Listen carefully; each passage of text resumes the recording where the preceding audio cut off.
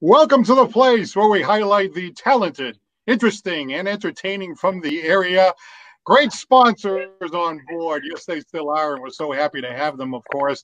Empire Ford, Novo Mundo, Lair Realty Partners, Duso and Zader, Aaron Pools and Spas, Kilburn Mills Event Center, and Bay Coast Mortgage. Tonight, big show, big show. Real interesting one tonight. Waiting in the wings, a man who claims he was abducted by UFO aliens. Can you believe that, Mr. Jim Andre Chops? Yeah. And, of course, we can't go forward without the sidekick of the century, Mr. Chopster. The sidekick of the century. Positive comments and questions for our terrific guests to help us out. And, by the way, let us know where you're watching from. We really like to know where you're watching from, and people chime in from all around the world. We've had people in Florida and California and, out on the Caribbean islands, everywhere. So let us know where you're watching from. Okay, Chops, before we get to our guest, a light look at the news. You ready for the news? Oh, yeah, I'm ready for it. Well, unfortunately, and I say this truthfully, unfortunately, we're still dealing with COVID-19, and of course our thoughts and prayers to everyone dealing with that. But I did want to say something, I don't think people are using the masks correctly. I mean, I see people walking around and they're doing like one of these, walking around like this with them. Ever notice that? In fact, I heard a guy say that's like wearing a condom on your nuts. It's just not going to work. You know what I mean? That's crazy, man. All right. It's just not going to work. It's not going to work. Oh, no. Well, let's get some good news in here. How about some good news? Area public pools have reopened in Fall River and Freetown. I think that's good. I think that's good going for a nice swim there in the summertime. I think it's definitely safer than going to the beach. Like in the pools, you don't have to worry about seaweed. You don't have to worry about sharks. Right. You don't have to worry about crabs. Well.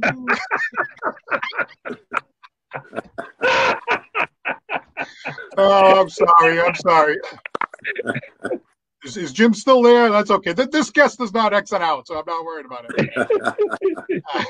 This guest is right down there with us. We're fine. Okay, a California man is seeking to raise money for an animal shelter so he can marry a cat. I mean, I've never heard of such a thing. Now, I've heard of being desperate for... never mind. Let's go on to the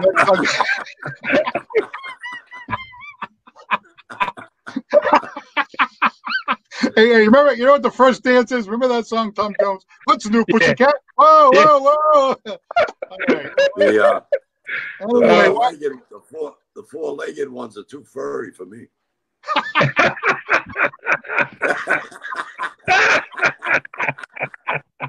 Oh boy! Thanks for the help. Last news item here. As I told you last week, Chops. I told you this last week. An adult entertainment club in Providence is now allowed to have performers inside. We talked about that. Well, because of social distancing, the guests will have to make paper airplanes out of $1 bills. So I got a couple right here. Look at this. I got a paper airplane.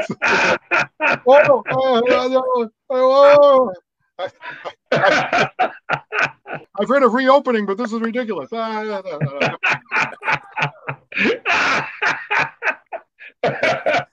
right, another. Man, you're crazy, man. Took a week to write that. You can throw that right in the garbage. All right, well, thank you for watching tonight. People are saying hello, Chops. Hey, Paul. Let's see. Hey. Where are we watching from here? Fall River. Well, anyway, let's get on to our guest here. Here's a gentleman who claims to have been abducted by aliens, a former New Bedford resident, and also a former Massachusetts constable, Mr. Jim Andre. Good evening, Jim. How are you tonight? I'm doing very well. I kind of miss the old stomping grounds down there. Is that right? Well, you live in Florida, and so many people live in Florida, and they move down there. I mean, right now our weather's great, but, in the wintertime, those winters go on forever. So what do you think about, getting out of here in the wintertime? Well, it's wonderful. The weather down here is beautiful. Yeah. Especially all right. So, people I'm sure are tuning in. I actually have interviewed you before. People are probably thinking, this guy, he claims he was abducted by aliens. I mean, this is really a story that a lot of people probably say, wait a minute, what's the story?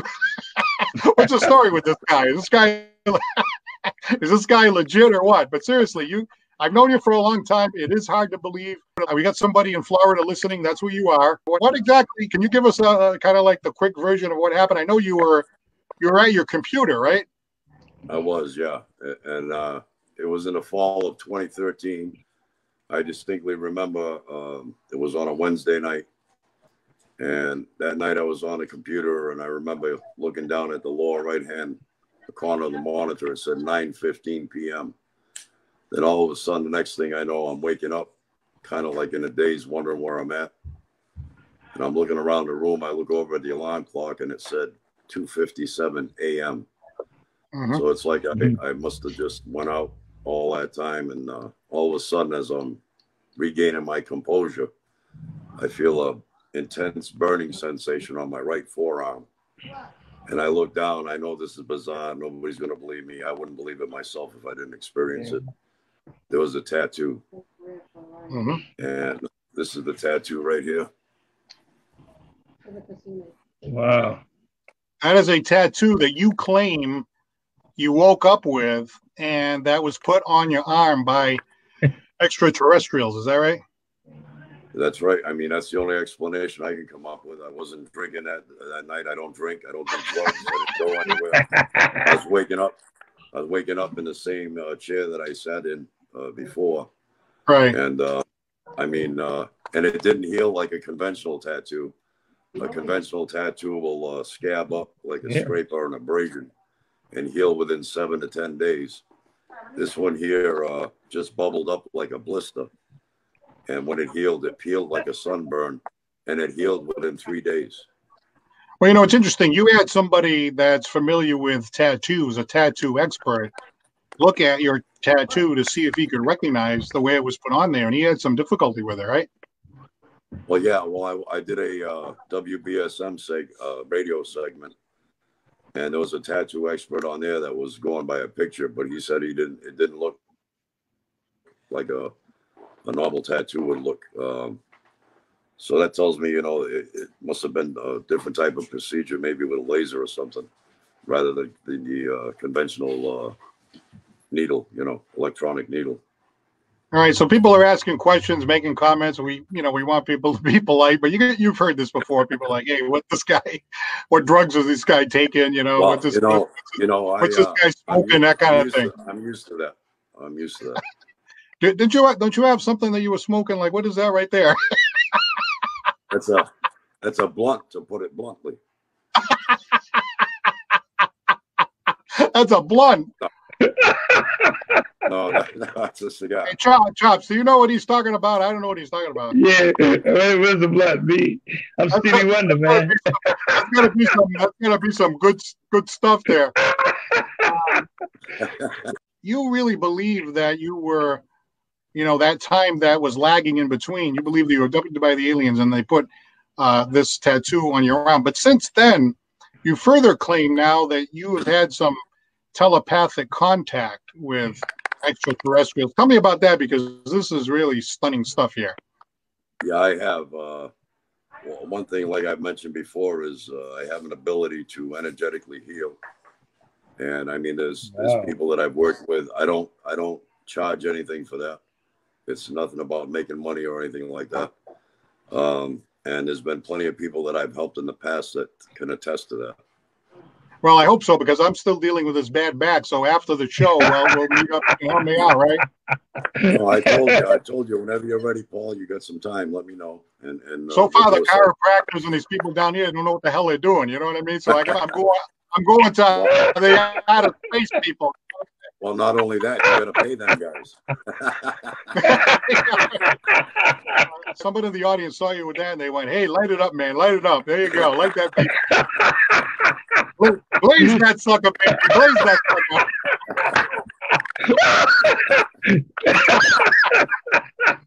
Now, the other thing is, you claim that the aliens are going to be landing soon, right? Sometime soon in the United States, in Florida. Tell me about that. Yeah, the first public open UFO landing regarding full disclosure of the reality that they do exist will take place at Bach Towers in Florida. Right. And how do you know that they're going to land at Bach Towers in Florida? Well, I get information from them telepathically since my abduction. All right. Can you ask them if they can land at Fort Rodman right down the street from South? Well, I could put in a request, but I can't guarantee anything. I think if those aliens landed at Fort Rodman, and Chops, you know, I don't know, could lay a little, you know, lay a little Frank Sinatra on him or something. I think we have. Well, wasn't Chops saying that he had a little experience of his own one time? Oh yeah. Yeah, tell me about that, Chops. I never heard you talk about that before. Hey, I never talk about it because people think it's crazy, but they don't really. In the Bible, it states that too. Ezekiel saw him some 5,000 years ago, and I saw it in Fall River. I took my sons and my daughters. They thought it was crazy, but when they saw him themselves, they knew I was really it was really real. So you were going over the Braga Bridge and you saw what you thought was a spaceship or something? Yeah, I'm always looking up. So there are things in the sky. Most people are looking down. So when you look up, you see strange things. But I kind of knew. I was always looking at UFO stories and reading documentaries on UFOs and stuff like that. So when I saw this thing, I said, it looked like a star, you know, but these things were actually moving, and I saw them come out of the sky. And I went over there, you know, where Jim, where the Seaconk is. I went and pulled in that lot where the old Ramada Inn used to be. This thing comes out of the sky. It looked like it didn't make any noise. It looked like something out of Star Wars. It really did. And we were kind of a little frightened from it, so we actually kind of took off. And I was telling the guy, look at that, look at, see it? And he didn't hardly look up, but we saw it. It was real. It was authentic. It was real.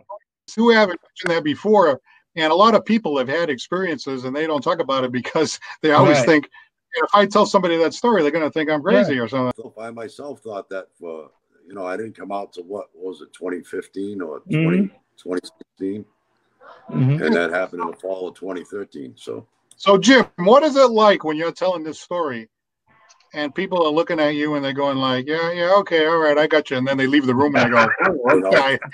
You know, doesn't that make you feel? Doesn't it make you feel bad, like, or not really? No, it doesn't make me feel bad at all. I mean, I know what I experienced. Right. I mean, I can convey it to somebody. They can do what they want with it. They can believe it. They can think I'm nuts. That's up to them. Right. You know? All right. I mean, I know what happened, so I'm not worried about it. Well, Lake Havasu, California is checking in, so hello to California.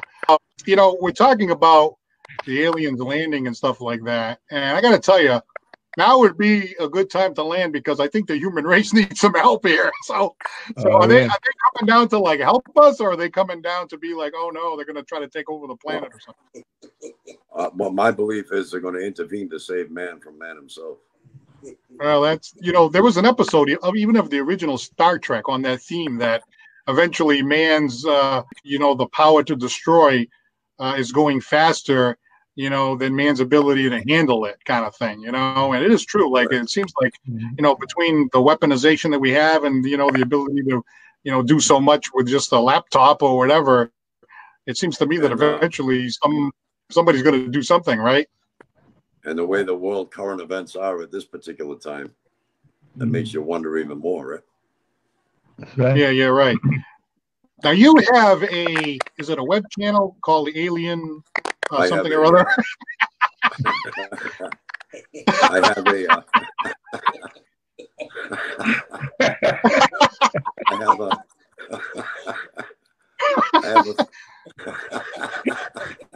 have a Facebook page. It's called the Alien Connection Truth Network, and there's about 127,000 members. Right. Wow. And I remember the first time I interviewed you on my old show, New Bedford Connections, we put it on YouTube. So anybody who wants to see that, it's on my PaulSantosLive YouTube page. And a lot of the people across the country watched it, and they chimed in about how they had similar experiences and stuff like that. I mean, there's a lot of big stories, like the Benny Hill story of the people in New Hampshire, you know, and stuff like that, right? Bonnie and Betty Hill. I believe that to be a true story. It's no way a fake story, because that happened on September 19th, 1961. We're getting some interesting comments in the margins here. Some people are saying that we're all high. Somebody else said, bless you all. Somebody said, hey, on to the next blunt. So anyway, but again, that coming on, that people are just not going to believe it. So what can you do? Like, I think that part of you can say, I'm telling a story, believe it or not, but there must be some part of you that's like, oh, I want to convince people, right? I want to persuade them that this really happened. So what do you say? No, I don't have to convince anybody. I mean, they can believe what they want. I'm not here to jam anything down anybody's throat. I will say this. This is 305 menthol cigars. It's not a blunt. What I get high on is life itself. Oh, okay. All right. I'm glad you straightened that out. This here's a cigar. See the filter? Yeah, the cigar is right. Yeah, but you could have pulled that out from somewhere else and just, pretend. Anything is possible, even that alien landing at Bach Towers. That's right. If that landing happens at Bach Towers, I could be like, hey, I know exactly what's going on, But I do, it's interesting because people would say, right, if this is totally legit about the aliens coming and making contact with humans and so forth, why is it that they always land out in the middle of nowhere where you have a couple of farmers that are like, hey, what's that up there? They never land like in New York City, How come they don't land in New York or Los Angeles and say, hey, hello, we're here, kind of thing? Well, that's why the first one will be at Bach Towers, the first open public UFO landing. They could, like, right at the bottom of Route 18 there, be a good spot. How about Battleship Cove? Right behind the Braga, just land right there, it'd be great. Well, it'll be to a simultaneous landing. At the same time they land at Bach Towers, there'll be another massive landing at the White House. Will President Trump still be there? President Trump is aware of the alien. All right. We don't want President Trump to say the wrong thing to the aliens.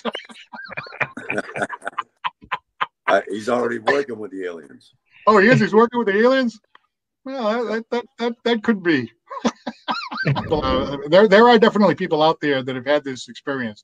So you and other people that have had these experiences, you have contact with each other a lot, speak to each other all the time, and exchange stories about what happened with each other. So, you must feel a connection with other people like that, right? Well, I do, yeah. I mentioned earlier a good friend of mine, his name is Jim as well. When he first met me on Facebook, he thought I was a crackpot until he got validation of what I was, where I was coming from. I don't want to say too much about it, but it'd be nice if you, Paul, maybe someday invite him on as a guest, and he can attest to all this. Absolutely, I'd love to do that. And then after the landing at Bach Towers, right? Can you hook me up with an interview with one of the aliens and stuff? Yeah, if they're willing to communicate with you psychically, telepathically. Somebody said, "How come this guy isn't on Geraldo?" They don't speak the English language. Right. So how do you communicate with them? They can't listen to our language and learn how to communicate with us through our language? Well, I'm sure they could if they wanted to, but I mean, in order to communicate with you, they do it telepathically. It's just something that that's like a download that you receive. You can hear it in your mind. They're not really saying anything, but you're telepathically picking it up. You can hear it and understand it in your language so that you can communicate with them. That's how they communicate. Now, are they sending these messages while you're sleeping, or are you awake, or how exactly do they get the messages to you? Well, I can get it in a dream form. When it's vivid enough, it sticks with me. It's something that I don't forget. And I do meditate. There's been other people that channel UFOs. They go somewhere, they sit down, they meditate, and then the UFOs will start flying above them. There's different ways of doing it. You guys still there? Oh, I think I lost him. All right, there he is. Yeah, you there? You guys disappeared there for a while. I thought you got abducted there for a minute.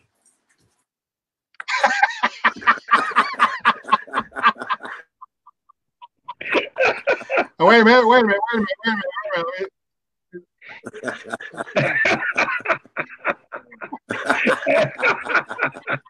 No, I think it took a little bit longer than that. I thought it was all over. I thought it was all over there for a second. I thought we all bought the farm. Oh, all right. Hello from Brockton. Hello from Brockton tonight. Okay. Let's see. The guy in the middle is on mushrooms, somebody said.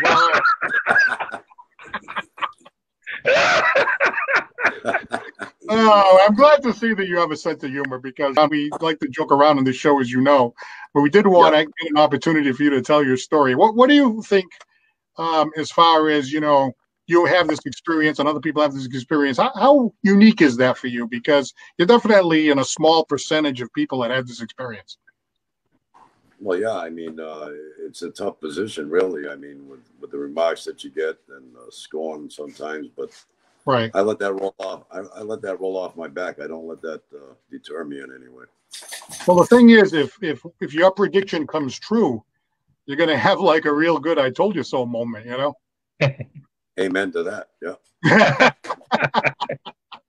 Well, Jim, this has been a lot of fun. I do want you to get me in contact with that gentleman that you talked about before, because this is an interesting topic, and a lot of people have had these experiences, and anybody that wants to tell their story will certainly present it. People can listen to it and decide for themselves what they think.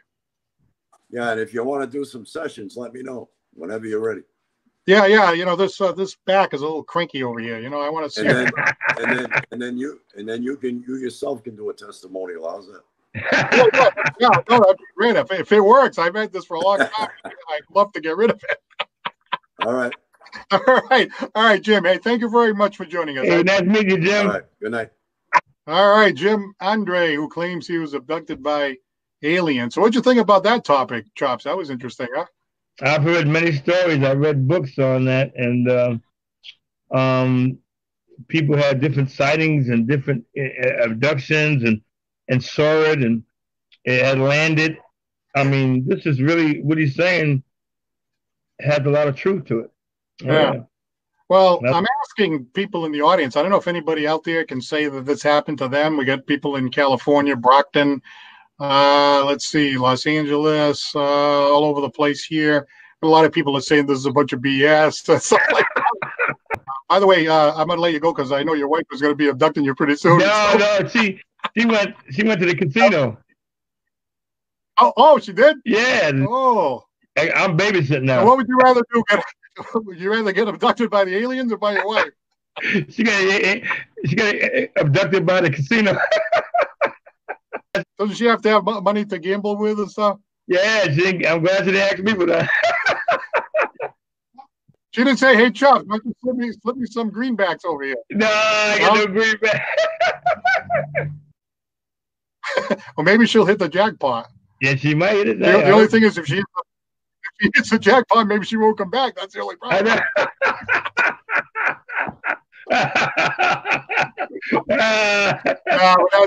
That's good. That's good. And hopefully, you'll be back in the, doing gigs pretty soon, because once they reopen, I know that's your business. I'd love to see you back doing your thing. Man.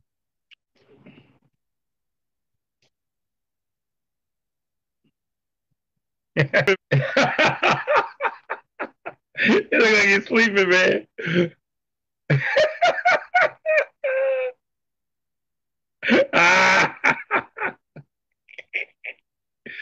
Look like he's sleeping.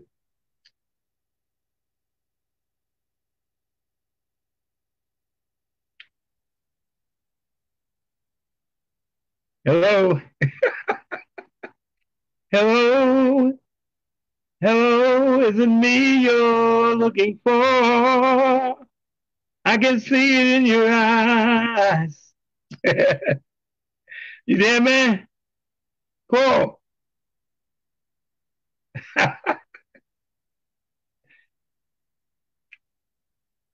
He's been abducted.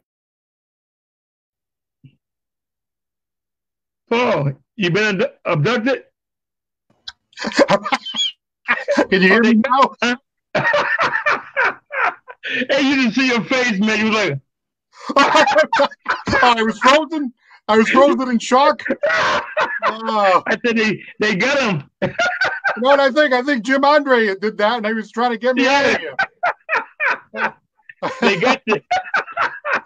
Somebody said in the column he got abducted too. Yeah. The guy's on mushrooms too. He said he got mushrooms.